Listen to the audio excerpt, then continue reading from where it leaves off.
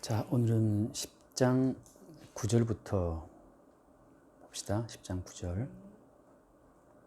내가 만일 내 입으로 예수를 주로 시인하며 또 하나님께서 그를 죽은 자 가운데서 살리신 것을 내 마음에 믿으며 구원을 받으리라.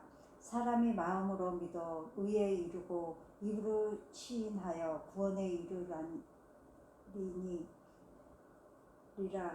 성경이 이르되 누구든지 그를 믿는 자는 부끄러움을 당하지 아니하리라 하니 유대인이나 헬라인이나 차별이 없음이라. 한 분이신 주께서 모든 사람의 주가 되사 그를 부르는 모든 사람에게 부여하시도다.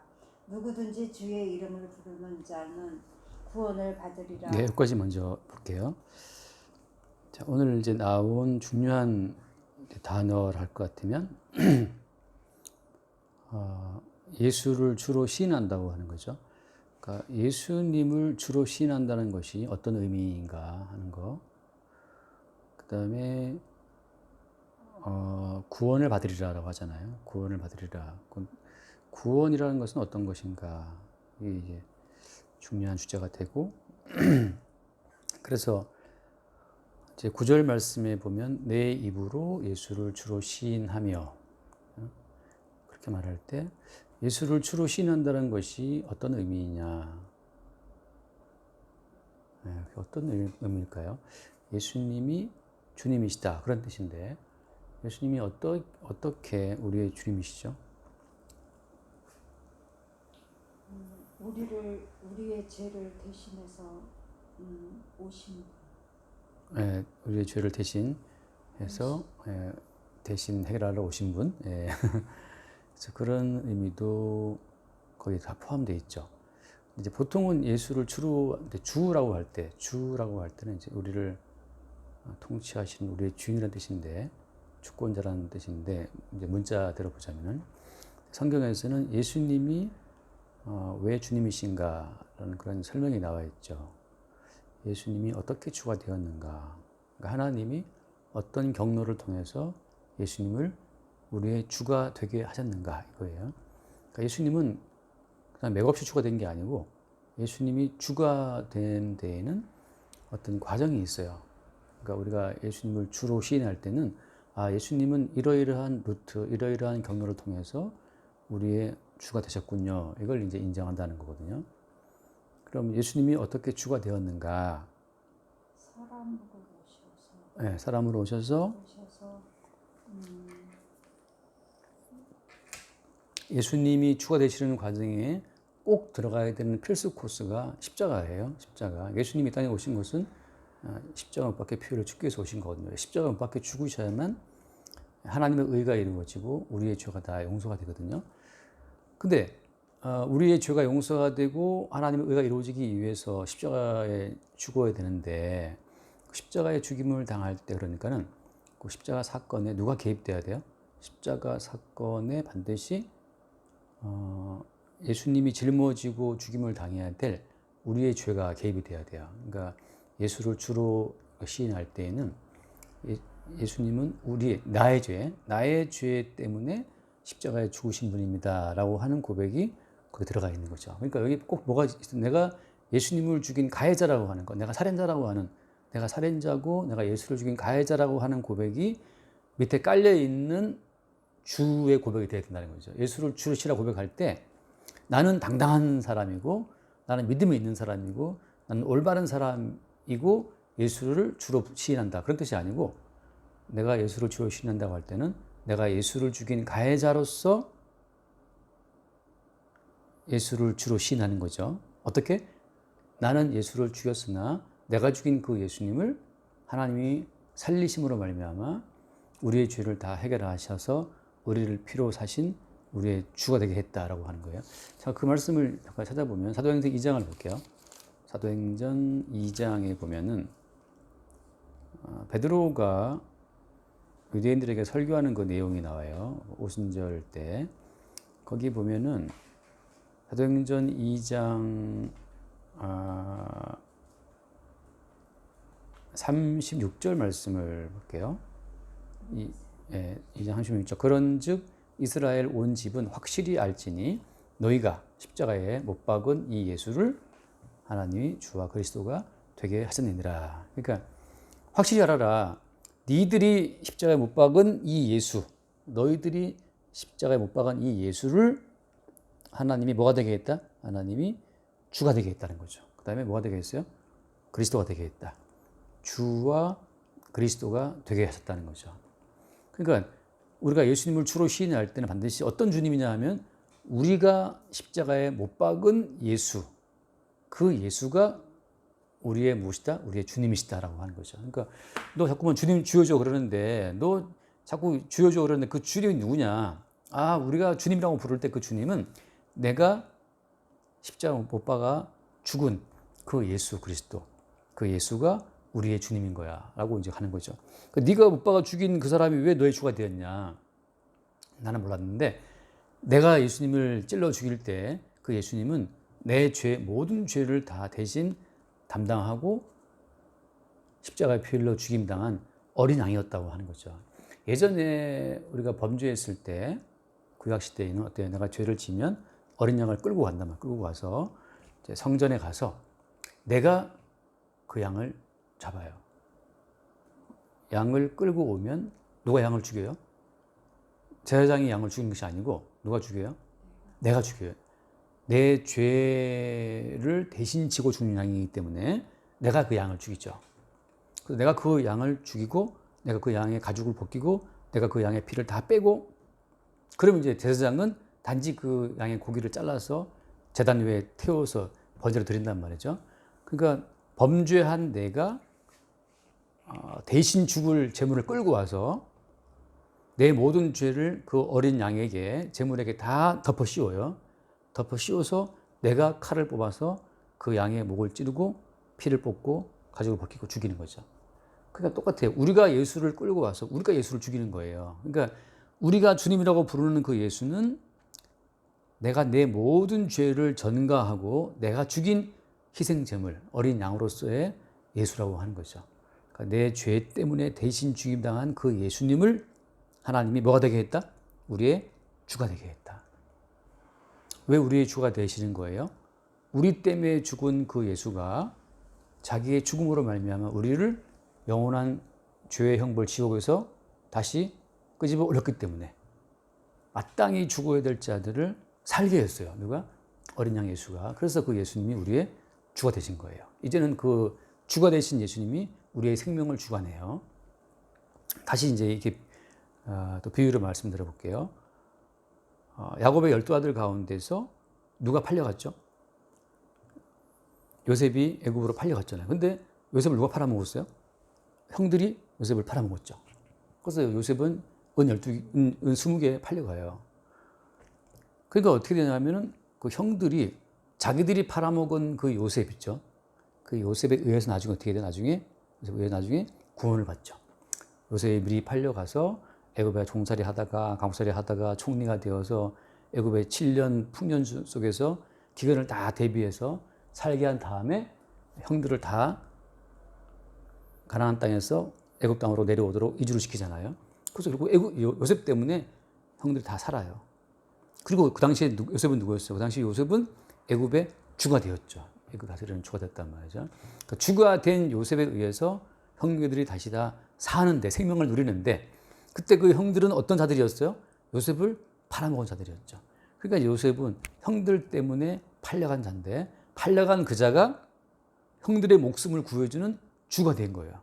그런 것처럼 우리는 우리의 죄로 말미암아 예수를 십자가에 죽였는데 우리가 죽인 그 예수가 다시 부활해서 요셉이 총리가 되듯이 다시 그 예수님이 부활하셔서 우리에게 생명을 주는 주가 된 거죠.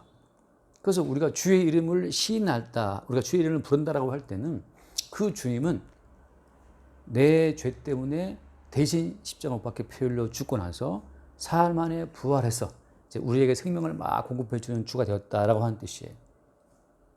그런 주님을 부르는 겁니다. 여기에서 이제 뭐 우리를 부자가 되게 하고 우리의 병을 낫게 해주고 우리의 소원을 이루어주는 그런 주님은 다른 주예요. 그건 다른 가짜 신이 되는 거죠.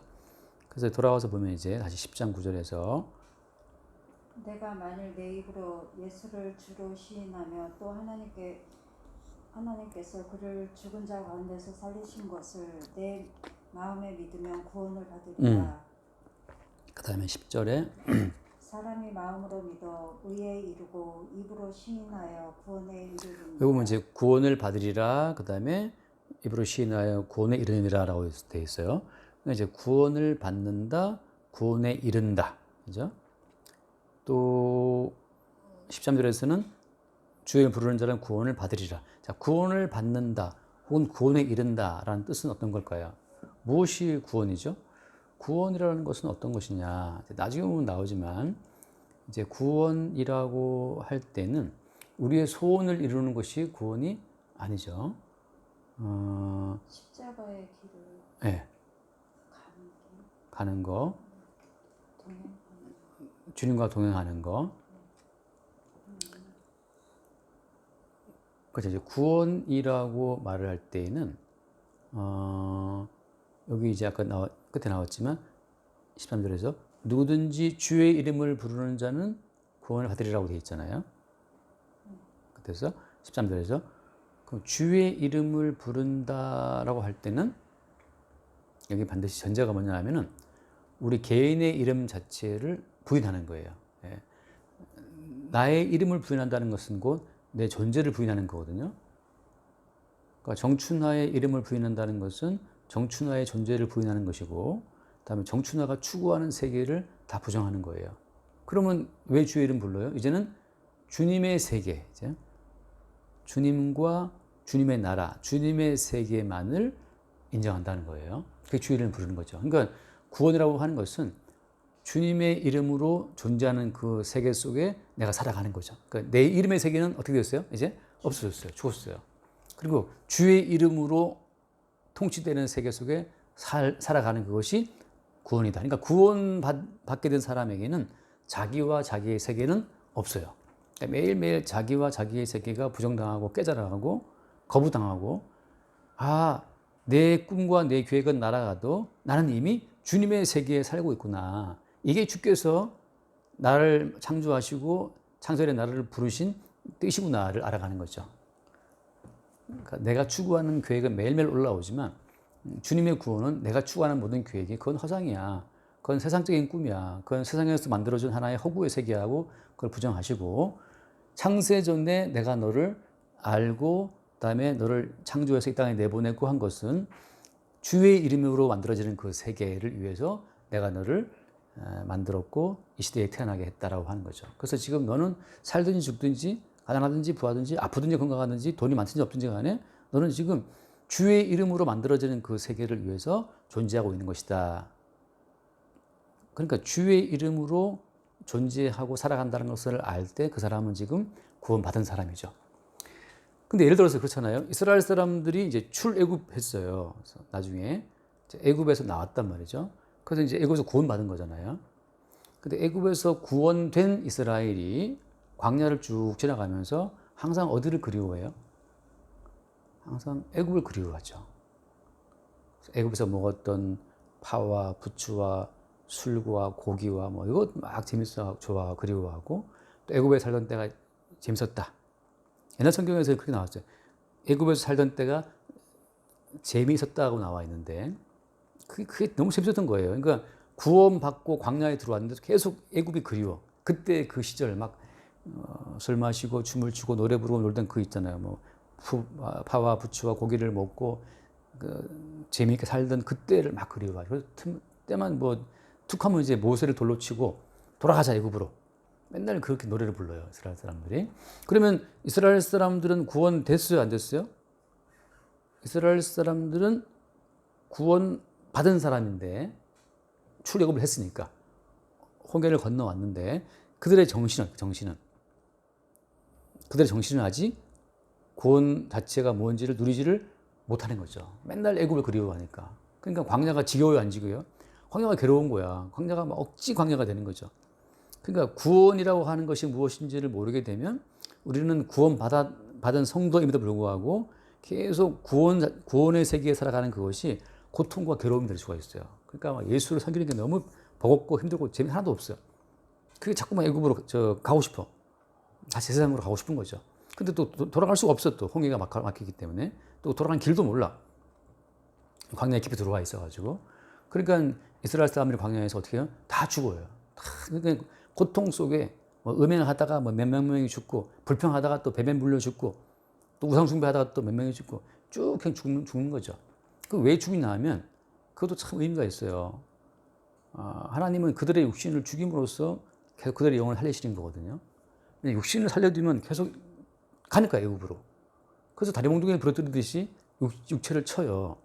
그래서 그 사도 바울이 고린도 교회에 썼던 그 편지 가운데 그런 내용도 있어요. 그런 전설을 한번 볼까요? 고린도 전서에 보면은 고린도 교회에 그 음행하는 자들이 있어가지고 사도 바울이 그 음행하는 자들을 향해서 이런 말을 써요. 고린도전서 5장 4절 말씀을 봅시다. 4절. 주 예수의 이름으로 너희가 내 영과 함께 모여서 우리 주 예수 그리스도의 능력으로 이런 자를 사탄에게 내주었으니 이는 육신은 멸하고 영은 주 예수의 날에 구원을 받게 하려 합니다. 자, 주 예수의 이름으로 사도 바울이 함께 모여서 뭐 했냐면 주의 능력으로 그런 자를, 어떤 자냐면 앞에 보면 나오지만 아버지의 아내와 더불어서 음행하는 자가 예를 나와요. 그러니까 이 음행의 습관이 끊어지지 않은 거죠. 결국은 음행을 계속 하다 보니까 아버지의 아내, 그러니까 아버지의 이제 두 번째 후처겠지. 아버지의 와이프하고도 관계하는 그런 음행이 그 교회 가운데 있었던 거죠.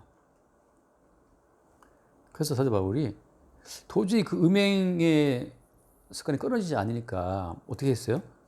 사탄에게 내줬다. 그래서 사탄으로 하여금 그 육체를 마음껏 치게 한 거예요. 사탄이라서 그 육체에 온갖 병을 줘서 그 육신을 멸하고, 육체가 이제 깨진 거예요. 어떻게? 어쩔 수 없이 다시 그 음행을 할 수가 없어. 육체가 깨져버리니까. 그래서 이제 어쩔 수 없이 육신이 음행하지 못하니까 그때 주를 바라보게 되고, 그래서 영은 주 예수의 날에 구원받게 하려 함이라.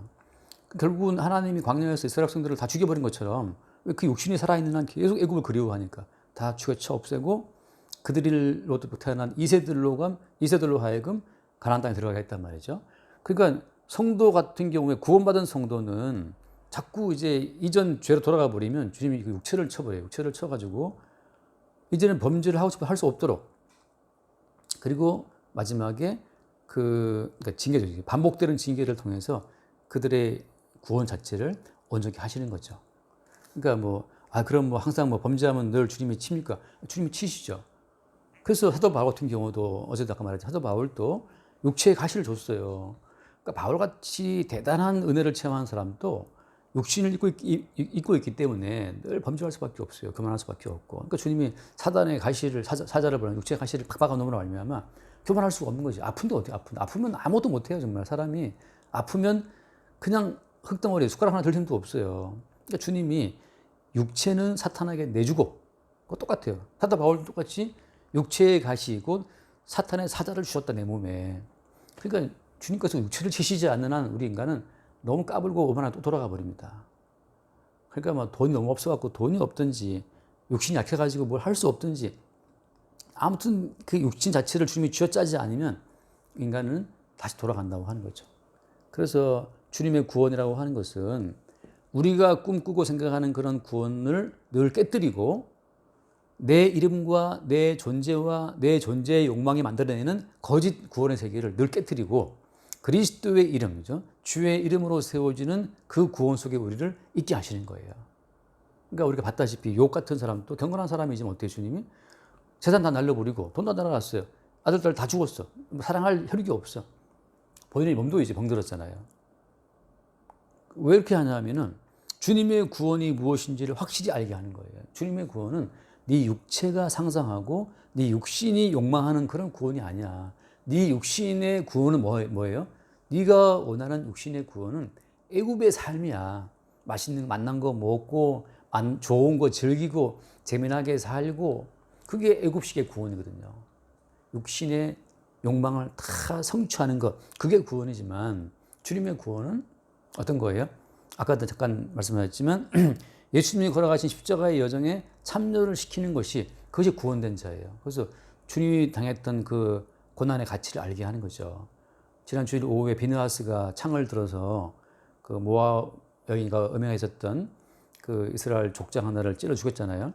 이스라엘 족장과 그 고스비라고 하는 모압 여인을 한 창에 이제 꿰뚫어 죽였는데 주님께서 무슨 말씀하셨어요? 나의 질투로 질투했다 그러시거든요. 이게 무슨 말인가 하면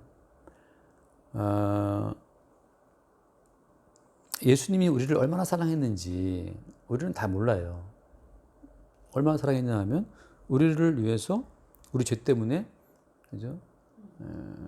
고난의 인생을 살다가 채찍을 맞고 뭐 가시면류관 쓰고 그리고 창에 찔리고 못 박혀서 이제 십자가에 죽었단 말이죠. 그러니까 너를 구원하기 위해서 어린 양으로 오신 예수가 얼마나 고생했는데 도대체 네가 어린 양의 희생당하신 가치를 네가 안다면 너 이럴 수 있냐 하고 그 비느하스가 창으로 그 가늠하는 남녀를 꿰뚫은 거예요. 넌 지금 너를 구원하기 위해서 어린 양의 피 흘린 가치를 넌 지금 멸시하고 있어 이거거든요. 그러니까 우리가 인생을 살면서 뭐 돈 몇 푼에 뭐 술 몇 잔에 뭐 명예 그 좋은 자리 몇 개에 십자가에 피 흘려 죽으신 예수의 가치를 팔아버려요. 그래서 예수가 그렇게 사랑했다는데 예수가 사랑한 것이 뭐 대단한데 예수가 우리를 사랑한다고 해서 뭐 돈을 주냐 애굽의 영광을 주냐 애굽의 즐거움을 주냐 나는 애굽이 상당히 즐거운데 난 돌아갈 거야 애굽으로 그래? 육체를 사탄에게 내주겠다. 그러니까 욥 같은 경우에는 주님이 그랬잖아요. 사탄에게 내주면서 야 욥의 생명을 건들지 말아라 그랬잖아요. 그러니까 사탄이 가서 욥의 가정을 쑥대밭을 만들고 욥 애들 딸 다 죽여버리고 욥의 육체도 그냥 병들어서 그냥 거반 죽게 만들었어요. 다만 목숨만 붙어 있게 해서 주님의 그 명령 가운데에서 똑같죠. 바울 같은 경우에도 너무 경험을 많이 하고 신령해서 알고 있으니까 주께서 사탄의 사자를 보내가지고 육체를 쳐라 말이죠. 그렇지만 일정한 범위 이상은 못 넘어가게. 그러니까 어떤 인간도 자기 스스로 계속해서 주의 구원에 참여할 수는 없어요. 우리는 십자가에 죽임당하신 예수님의 희생 가치를 다 몰라요. 다 모르고 틈만 나면 우리 육신은 또 세상을 그리워하고 애굽의 재미를 막 추구하니까. 그러니까 주님이 때로는 돈도 없게 하고 돈 있으면 애굽의 즐거움 주로 가지. 근데 홍해를 건너오고 광야에 들어와서 길을 잃은 것처럼 주님 돈도 때로는 압류. 건강 사탄을 보내서 또 그것도 압류. 네가 음행한다고 좋아. 사탄을 보내가지고 육신을 사탄에 내줘버렸어요. 사탄이 마음껏 육체를 유린하는 거예요. 그러니까 막 이런 병 저런 병 다 때려 부어요. 그 육신은 사탄 가운데 고통하고 신음하지. 그러다 보니까 애굽의 즐거움으로 추구하러 갈 방법이 없네. 그런 것처럼 우리 교회 들어오신 집사님 두 분도 다 암 걸려서 들어왔잖아요. 암에 걸려가지고 그 암에 걸리니까 본인이 무슨 그렇게 술 좋아하던 양반이 암에 걸리니까 뭐 술을 못 먹지. 술을 먹을 수 있나 뭐 쾌락을 즐기고 할 수 있나 못하죠. 육신은 사탄에게 내어주고 그 영은 주 예수의 나라에 구원받게 하겠다라는 그 사도 바울의 그 고린도 교회에 대한 처방처럼 주님은 지금도 똑같아요. 주께서 피 흘려 이루신 구원의 가치를 우리가 멸시한다.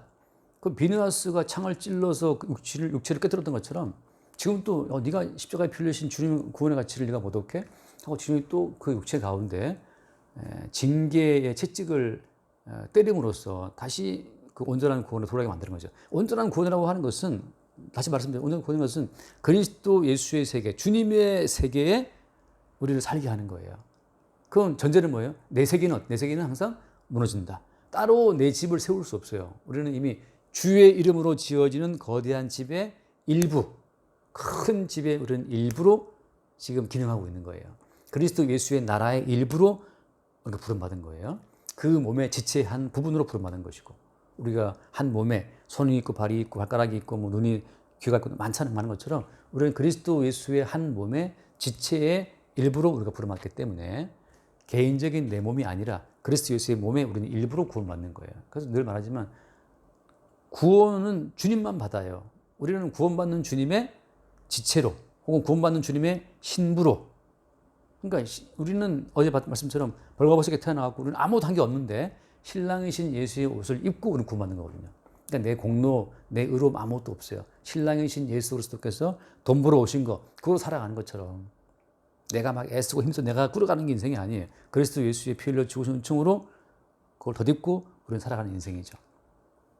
그래서 여기서 말하는 구원받으려고 할 때 구원이라고 하는 것은 여기에는 내 세계가 완전히 사라지고 그리스도 예수의 세계만으로 가득 찬 그 영역에 내가 참여하는 것이 구원이라는 거예요.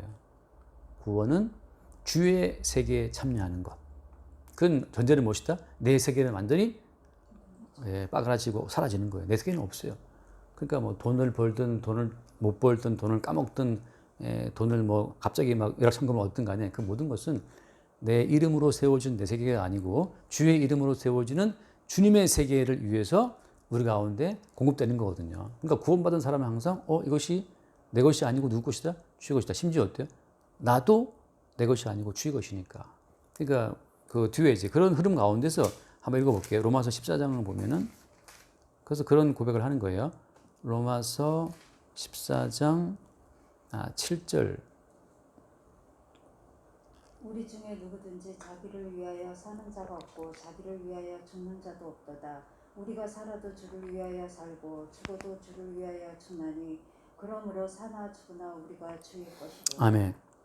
자, 우리는 사나 죽으나 우리가 주의 것이다. 그러니까 우리는 살아있어도 내 삶이 아닌 거예요. 우리가 죽어도 내 죽음이 아닌 거예요. 우리는 주의 것이기 때문에 주님이 주님의 필요를 위해서 살게 하시고 또 주의 필요를 위해서 우리를 때로 죽게 하시는 거예요. 가난하든지 부하든지 주님의 필요를 위해서 우리를 부하게 하시고 또 주의 필요를 위해서 우리를 가난케 하시고. 그러니까 우리는 가난하든 부하든 건강하든 혹은 어디가 아프든 그냥 주의 것으로서 기능하는 거죠. 그래서 그 뒤에 말씀 마저 봐요. 9절 말씀. 이를 위하여 그리스도께서 죽었다가 다시 살아나셨으니 곧 죽은 자와 산 자의 주가 되려 하십니다. 예, 주가 되려 하십니다. 그러니까 결국 주가 되심으로 말미암아서 우리 모두를 몽땅 주님 소유하신 거예요. 이제 우리의 개별적인 인생이 있다 없다? 없다는 거죠. 개별적인 인생이 없이 그리스도의 것이다, 주의 것이다라고 하는 것이 뭐예요? 그게 구원이에요. 구원은 정춘하가 구원받는다. 이건 가짜 구원이에요. 왜냐하면 정춘하는 죽고 주의 것만 있어요. 주의 것. 주의 것으로서의 정춘하죠. 그러니까 남들이 볼 때 어떻게 보는 거예요? 정춘하가 아니고 주의 것으로 정춘하기 때문에 그리스도만 보이는 거지. 그래서 그리스도만 구원되는 거예요. 그러니까 우리 모두는 다 그리스도로 구원되는 것이지. 그러니까 그리스도의 이름으로 구원되는 것이지. 정춘하의 이름은 명단에 있다 없다? 없어요. 그리스도 안에서의 정춘하. 그러니까 밖에서 보면 어때? 정춘하는 안 보여. 왜? 그리스도의 것이니까. 그러니까 하나님은 그리스도만 딸랑 구원하시는데 딸랑 그리스도만을 구원할 때 그 그리스도 안에 정춘하도 있고 이은숙도 있고 다 있는 거죠.